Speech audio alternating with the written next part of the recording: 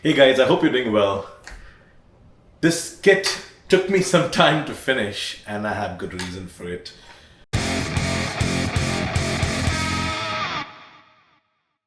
So on the previous episode, we finished all the bodywork, assembled the kit, but we hadn't started on the wiring. I wasn't really sure how to proceed, to be honest. Now, if you look at a typical Jaguar, you've got a rhythm circuit over here where you typically have potentiometers, to control the volume and the tone. So you have your neck rhythm circuit, and then you have your bridge circuit. This is not a typical Jag in any sense. If you keep hearing that knocking sound, what's happened is the tremolo arm, the screw holding the bracket got loose, so I'll have to remove this bridge, retighten everything, then fix the arm. The arm was working, but it wasn't tight enough, so it kind of gave way. So you might hear that every now and then. The moment the strings were put on and a basic setup was done, I found that the nut was a bit high, so I had to go back in there, lower it to a point where it's comfortable to my playing style. The tuners work fine. They are the generic tuners that came with the kit. It has a very nice fretboard and no fret sprout or anything to be concerned about. Fairly flat, no real buzzing frets, so I'm very happy with the neck. Back to the circuit. What you have here is 6 on-off switches, and you got your volume and your tone control. So we had to go back and figure out what to do, and I did mull over it for a week myself. Initially I thought I'd just have the volume and tone and use one of the switches to kind of or 2 switches to engage the bridge and the neck pickup. And then I said, why not contact my local luthier and see if he would be willing to take this up and come up with some more interesting combinations, And he pleasantly surprised me. So what we have now is a kill switch, a tone cut, a phase on and off switching. We have the bridge pickup and the neck pickup, and then we have coil splitting over here, and that gives this guitar so many different combinations now. It makes it very interesting to play for sure.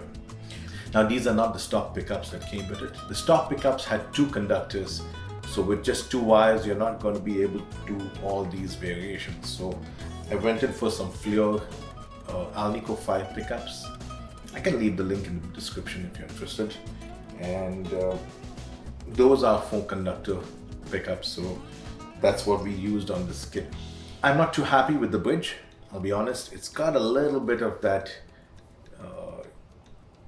rattle sound. Maybe you can hear it, maybe not.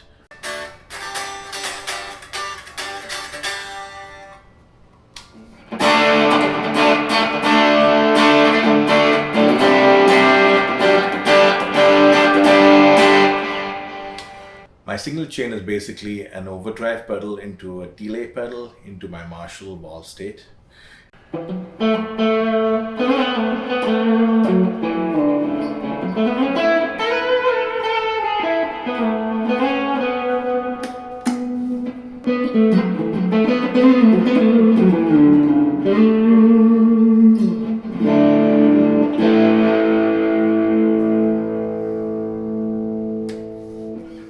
Both.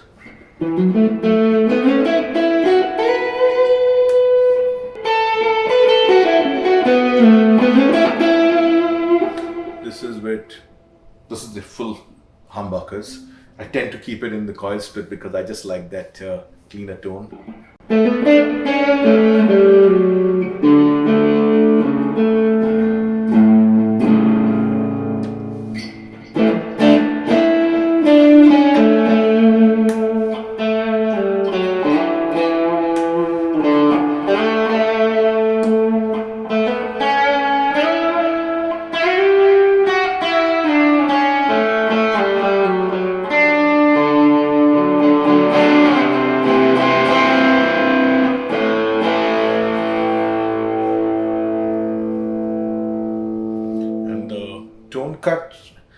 probably will never use it, but just for you to hear it.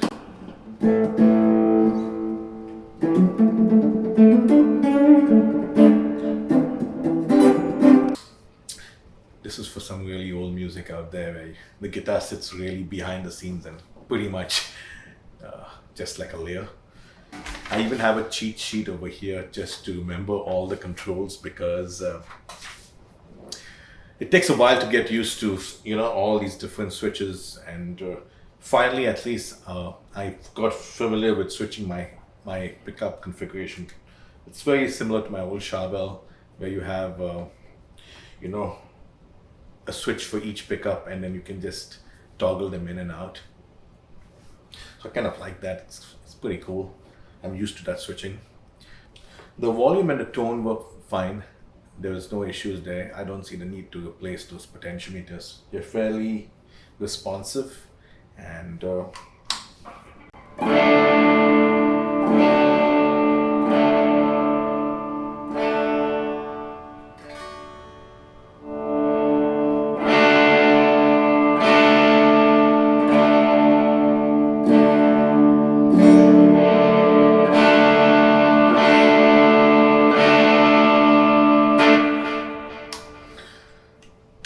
overall, this is a very nice kit, I think, and quite happy with how it turned out. It's come out very nice. Plays pretty well.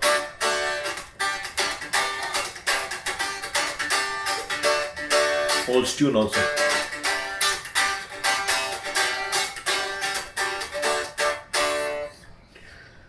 I'll leave a picture of the wiring, but I'm not going to sit and try and figure it out because there's a lot going on there. I would recommend get someone who really knows what they're doing, because you could spend days trying to figure out, where you missed out on a wire. This is probably the most complex kit I've ever undertaken, and I'm just happy to see it complete, and I hope it'll get some playtime. Next steps for this kit would be even lowering the action further. It's pretty low right now, but it doesn't play as smoothly as one of the guitars that have been really set up and dialed in. So if this is more for like a kind of strumming kind of cowboy chord kind of thing, this is plenty good, and this will play very well all across the fretboard. But to solo on, it needs a little bit more of adjustment so that it doesn't fight back as much as it does currently. It's got a lovely satin finish. So check out Pango Music if you haven't. They've got some really nice kits. Summer's here. I'm going to take a break for a while, and then I'll be back with further kits, hopefully. With that, I'll wrap this up, guys. Stay tuned. Lots more content coming out, and I'll see you on my next update. Bye now.